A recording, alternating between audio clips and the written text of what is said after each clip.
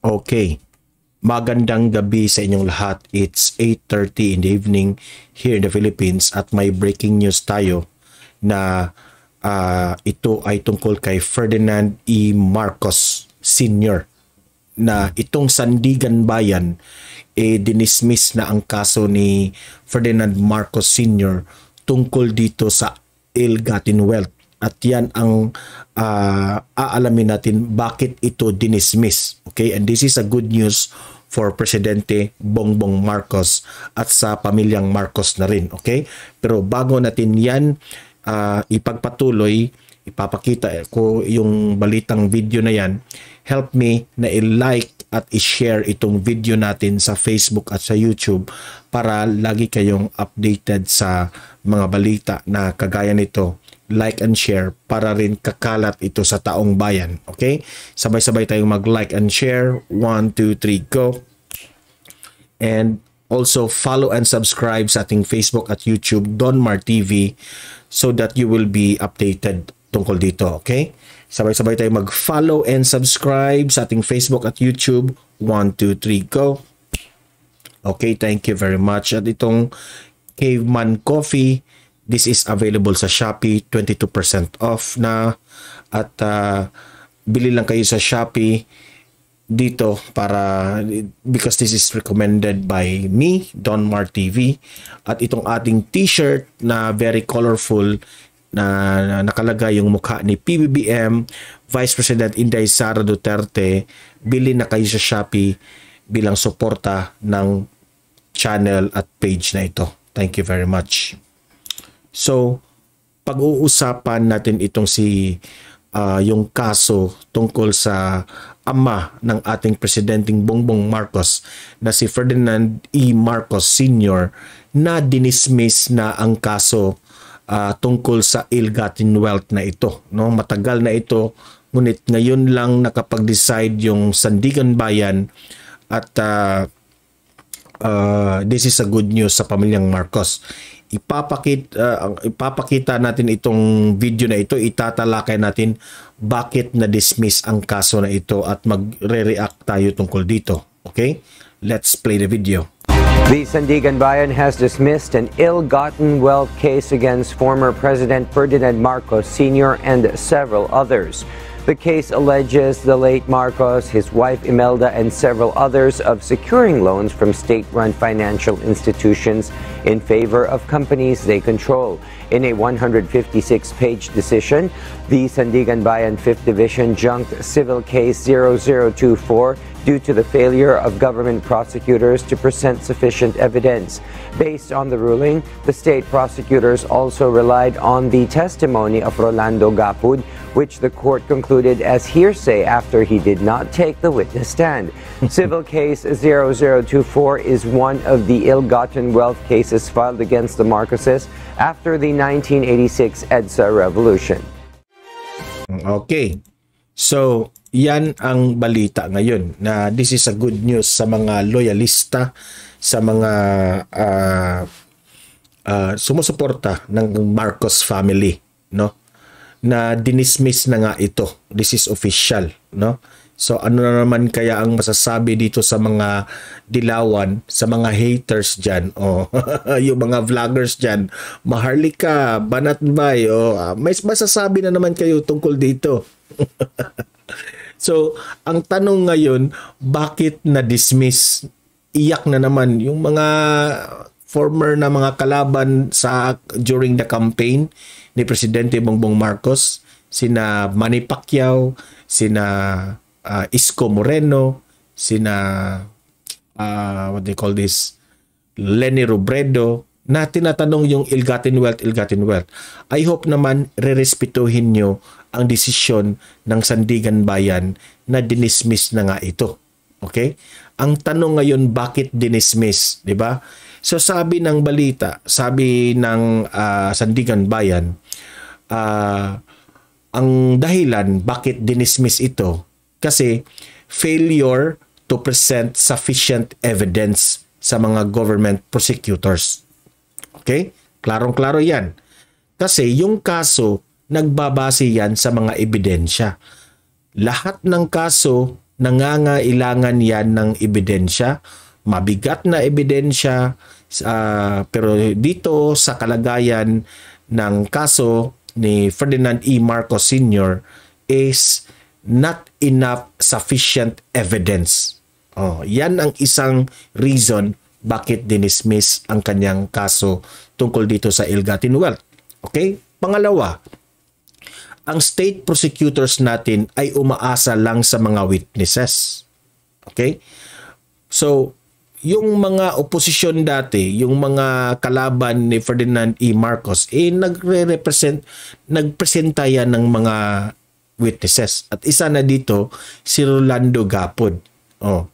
Yung mga statement ni Rolando Gapod, okay? Sabi ng mga state prosecutors, i-hearsay lamang yung mga sinasabi sa witness na ito. Klarong-klaro yan. Okay? Hearsay lang. Dahil, sabi ng state prosecutors, itong si Rolando Gapod, no, ay hindi niya kinuha ang witness stand. Bakit hindi siya nagpakita sa o nag-step dyan sa witness stand? Maybe he is unsure already sa kanyang statement o scripted. Yan ay ating analysis yan. Lamang yan. Okay? So, it's final na itong ill-gotten wealth na inakusa nila sa ating former President Ferdinand E. Marcos Sr. ay dismiss na. Yung mga vloggers dyan na haters, na naging hater na ng Marcos family, especially itong si Maharlika, iiyak na naman dito sa balita na ito. Okay? Ano kaya ang masasabi niya? Noon, puring-puri siya dito sa mga Marcoses. Ngayon, may masasabi na naman siyang negatibo tungkol dito. Okay? Yan ay ating aabangan. Itong si Banatbay. Ako, isa ito sa mga vlogger na hinahangaan ko. Ngunit ngayon na pag I've observed na itong si Banatbay, magaling ito, matalino ito. Ngunit napapansin ko, medyo itong gobyerno natin ngayon ay hanap siya ng mga kamalian based sa kanyang mga vlogs, no? Meron kasing nag-share sa kanyang mga vlog, nakikita natin yan. Sa pag-observe ko, hanap ng mga kamalian ng sa gobyerno natin ngayon. Hindi naman mali ang ginawa ni Banatbay kung hanap ng kamalian sa gobyerno dahil demokrasya tayo. Hayaan na niyo yan si Banatbay. Ang hindi lang nagugustuhan sa taong bayan nitong vlogger na itong si Banatbay,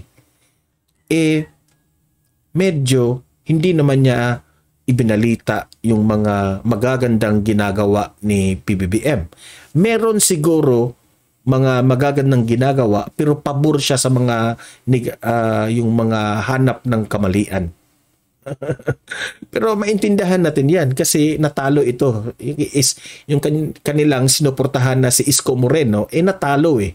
So, iyak sa kanilang vlog na galit sila dito sa ginagawa ni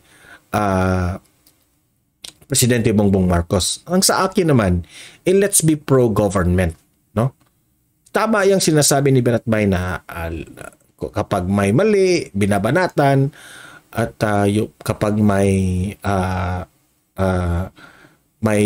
tama naman ay pinupuri niya. Pero sometimes napapansin natin na medyo bias talaga ang kanyang mga analysis, no? So it's not only Banatbay, it's not only Maharlika, lahat ng mga vloggers dyan na laging binabatikos ang ating government, especially itong pamilyang Marcos, tinitira nga nila yun si F.L. Liza nananahimik lang. Ang sa akin lang is sa pagbablog natin, let's consider na makatulong tayo sa ating gobyerno. Kasi sa mga ginagawa nyo, nagtanim kayo ng galit sa ating mga audience. To the point na yung audience natin magagalit na sa ating gobyerno. Malaki ang impact niyan. No?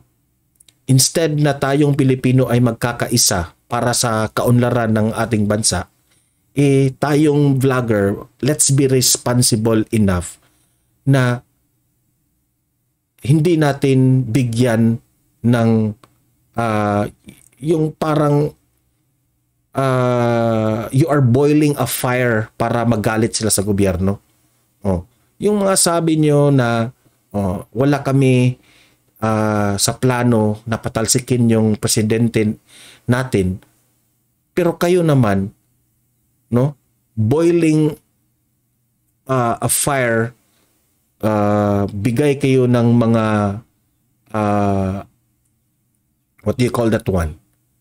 Nagbigay kayo ng hatred sa mga viewers nyo laban dito sa ating government, especially dito sa pamilyang Marcos, hindi maganda yun.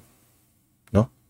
Hindi maganda dahil instead of helping the government, ano na sila? Ang kanilang iisipin ay galit na sa gobyerno. Di ba? Ibabalita rin natin ang mga magagandang nagawa ng ating vice presidente at ang ating presidente. Kasi ang dami Maraming mga mabubuting nagagawa ang ating gobyerno. Purihin naman ninyo. I-balance nyo. Kasi sa nakikita namin sa vlog nyo, mas marami pa yung mga negatibong isiniwalat nyo. Na mas marami rin naman yung mga mabuting nagawa nila. Okay? Ngayon, hintay kami sa inyo kung ano ang masasabi nyo dito sa ill-gotten wealth na na-dismiss ang kaso. Ano kayang sasabihin nyo? At alam ko, no, babatikusin na naman nyo itong si Ferdinand E. Marcos at itong si Presidente Bongbong Marcos rin. Alam ko yan. So kayong mga audience ko dito, ano ang masasabi nyo dito na dinismiss na ang kaso nitong ill-gotten wealth tungkol dito sa kay Ferdinand E. Marcos Sr., ang ating dating Pangulo? Anong masasabi nyo dito? Okay? Anong masasabi nyo sa Sandigan Bayan sa kanilang desisyon? Okay? At ano ang masasabi nyo sa mga vloggers na laging tinitira ang pamilyang Marcos? Mag-comment, mag-react, at babasahin natin yan. Okay? Let's help our government. Let's be pro-government. Let's be pro-Philippines. Okay? Sa mga audience ko ditong mga matatalino, suportahan natin ang ating gobyerno at ang ating Pangulong Bongbong Marcos. Okay? So guys, help me na i-like at i-share itong video na ito para kakalat ito sa taong bayan, and consider subscribe, follow sa Donmar TV para lagi kayong updated sa mga good news na balita na kagaya nito. Okay? So patuloy nating ipaglaban, patuloy nating let's help the government sa ating Presidente Bongbong Marcos, Vice President, para sa kaunlaran ng ating bayan. Okay? Guys, see you in the next video. Have a great day. God bless everyone.